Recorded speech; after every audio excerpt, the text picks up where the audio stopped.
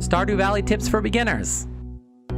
Because your floppy disk skills, probably not going to transfer out here to Pelican Town. Now, here's a list of all the things I wish I knew back before I started, when I was dumb and stupid, just like you. Tip number 1, leave some grass. You're going to need it for your animals later. Tip number 2, leave at least one type of these 3 types of tree. You're going to drain some sweet tree juice from them later. My next tip is to build a chest. Build lots of chests. Leave them everywhere. Leave them by the river. Leave them by the mines. There is no littering law in Pelican Town.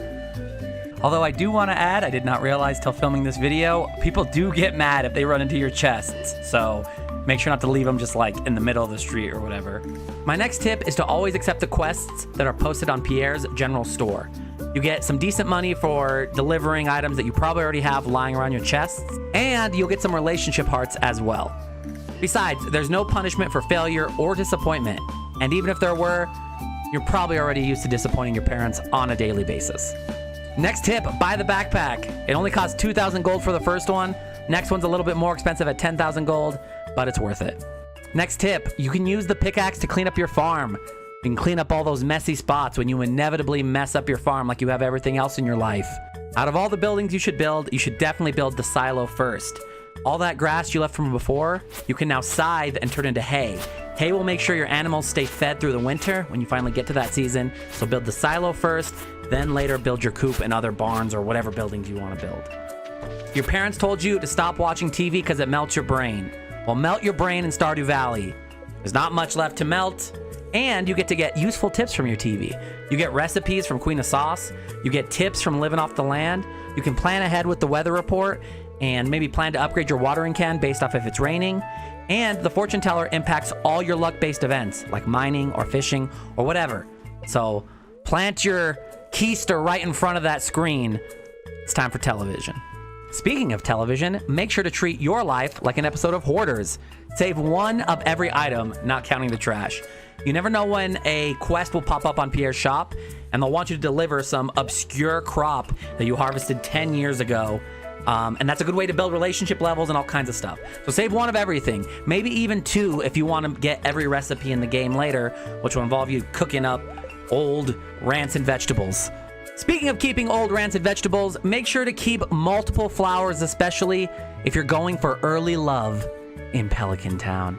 If you want some early romance, it makes it really easy to get people to love you if you give them these ancient flowers you harvested months and months ago.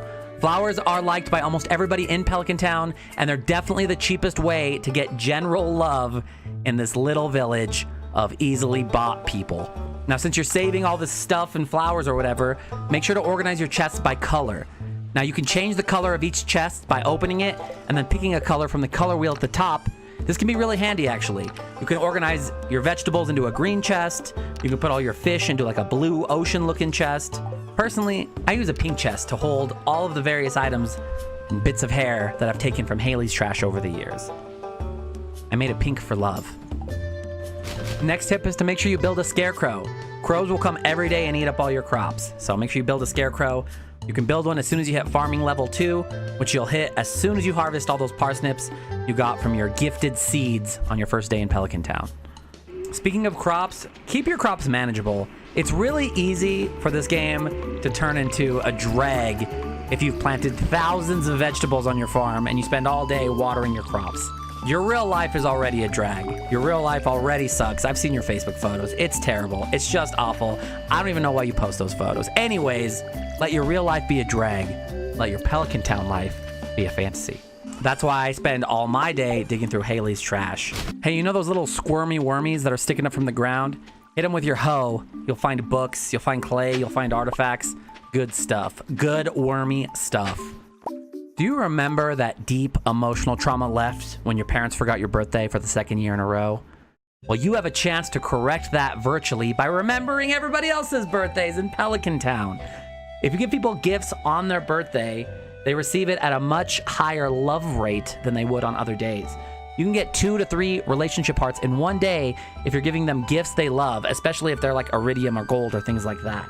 So make sure to check that calendar at Pierre's shop often. You want to remember those birthdays.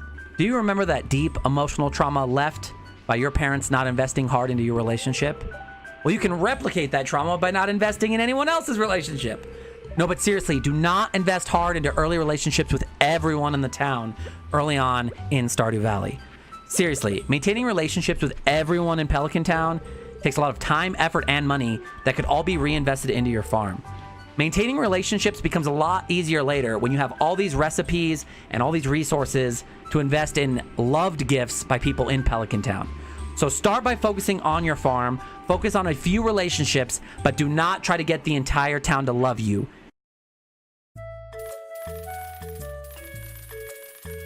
I know you want a huge, massive farm of eggplants. Endless waves of eggplants. But if you have a variety of crops, it makes it easier to complete community center quests. It makes it easier to complete Pierre's bulletin board quests. And it will give you a larger variety of recipes that you can cook later on once you've learned some recipes in year 2 and stuff. Now, of those crops, watch out for the Trellis Seeds. You can tell what a trellis is when it's got a wooden stick on the side of it. Quite frankly, you're too fat to move through these trellises. You got a big old gut and a big old butt. And so that big old gut and that big old butt, they keep you from moving through the trellises. So if you plant them incorrectly, you can't get to the ones in the middle. So be careful when planting these big wooden sticks. Now, also when buying all these crops, make sure you watch the crop schedule. A season is only 28 days. And when you check the seeds, it'll tell you how long you have before this plant's gonna grow. If you don't have enough time to make it grow, you'd have to depend on some magical event to make your crops grow. And even if those did happen, I would bet they only would happen like 1% of the time. So, watch your schedule, watch the date, don't plant seeds for no reason. Now, did you know that you can check your community center bundles straight from the menu? Of course you didn't know. You're an idiot. Stupid. Of course you didn't know. Anyways, you can check your bundles straight from the menu. I encourage you to check out the foraging bundles early in the season. You'll get a bunch of seeds that you can plant ASAP, and that'll help get your money going. There's actually a ton of helpful stuff in the menu that you're just too dumb to figure out. You can read old letters. You can zoom out so you can see more of the map as you're walking around. You can show where the tool's gonna land so you could stop pickaxing random crops and find new controls like how to right-click to block. Speaking of right-clicking to block, make sure you learn how to block. It helps you so much against those damn bees in the mines. Now, speaking of the mines, I have even more mining knowledge, some incredible information, true words of wisdom that I can bequeath to you. For one, make sure you take your hoe with you to the mines. You can dig in the mines and the dirty, filthy parts, and you can find things like cave carrots. Also, try to kill the monsters first before mining. Sometimes killing the monsters will drop a ladder right in your face. Finally, make sure you don't greed in the mines. If it's starting to get like 11 o'clock, it's time to leave and go home. It's bedtime. Go to bed.